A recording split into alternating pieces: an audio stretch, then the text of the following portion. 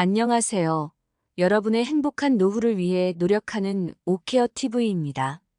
오늘은 재산과 소득의 변화가 전혀 없지만 집을 팔고 전세로 옮겼다는 이유만으로 기초연금이 중단된 사례가 있어 소개합니다.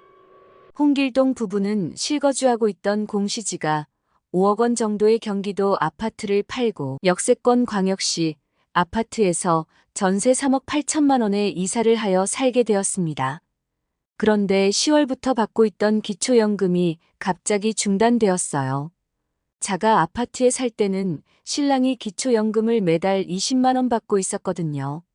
그래서 구청에 문의하니 중단 사유가 재산 변동이 생겨서라는 답변을 받았습니다. 다른 재산 변동도 없는데 어떻게 이런 일이 가능한 것일까 의아해 하실 겁니다.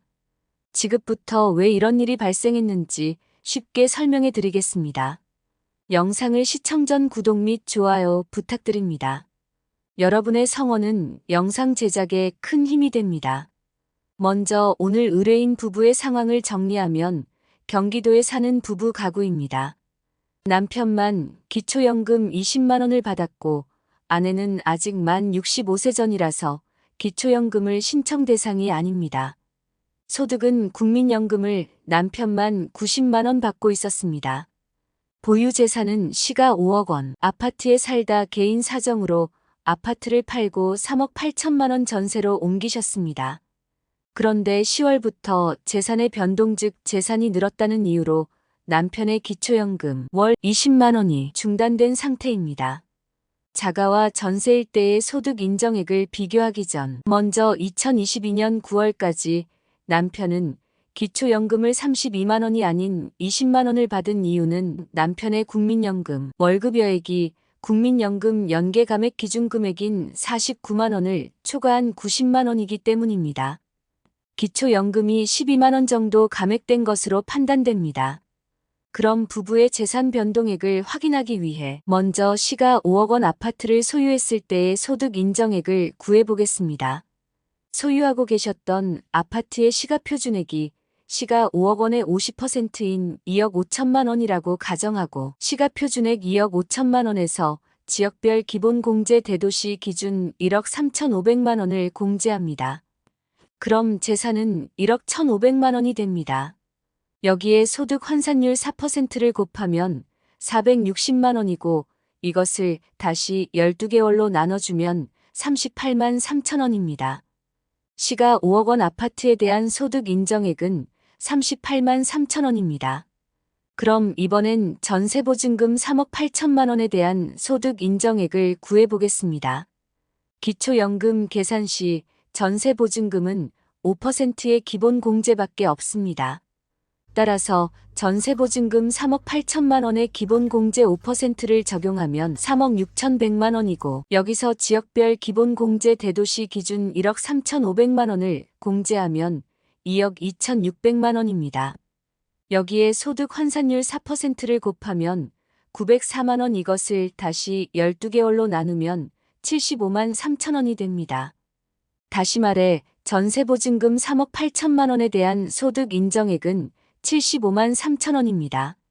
그럼 이제 집이 있을 때와 전세로 옮겼을 때의 소득 인정액을 비교해보면 5억 원 아파트를 소유했을 때는 38만 3천 원과 3억 8천만 원 전세로 옮겼을 때는 75만 3천 원입니다. 차액은 37만 원이 되는데요.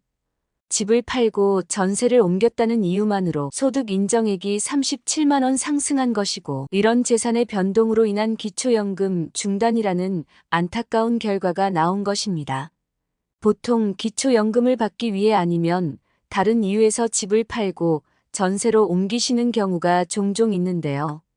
보통은 고정자산은 공제를 많이 해주고 현금성에 가까운 유동자산은 상대적으로 공제가 적어서 발생하는 현상입니다. 또한 부채가 많은 경우도 기초연금을 받기 위해 유리한 부분이 있습니다. 또한 관계기관에서는 기초연금을 받기 위해 수급 연령 전 자산을 급하게 정리하는 꼼수를 막기 위해 위와 같은 대응을 하는 것으로 보입니다. 오늘 설명드린 것처럼 소유하고 계신 부동산은 공시지가 즉 시가표준액을 기준으로 소득 인정액에 반영되므로 40에서 50%의 기본공제 효과가 있는 반면 임대보증금엔 단 5%의 기본공제밖에 없으므로 상대적으로 굉장히 불리할 수밖에 없습니다. 더구나 임대보증금에 대한 5%의 기본공제도 주택임대보증금에만 해당되고 점포 등의 임대보증금에는 해당되지 않는다는 것입니다.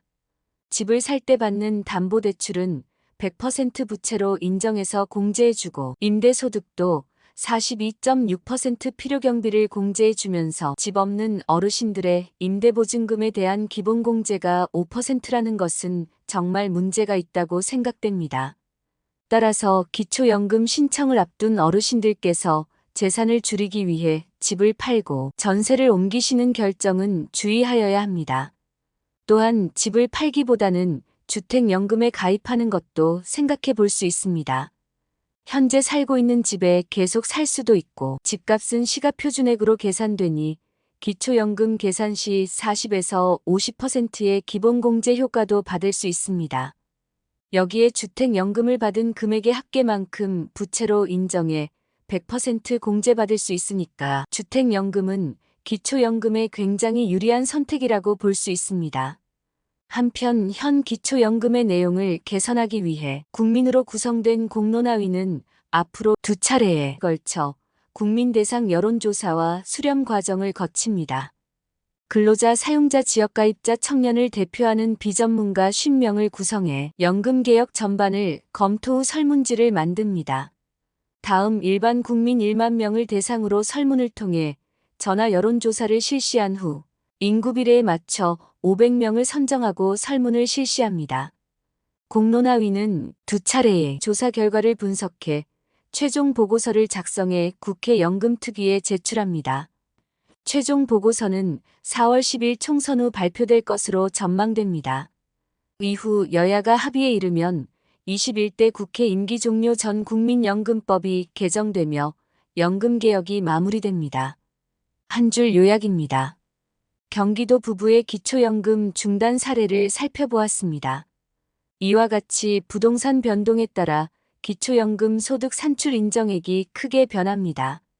특히 집판 후 전세로 옮기는 선택은 소득에 영향을 미치며 이에 대비하기 위해 주택연금도 고려할 수 있습니다.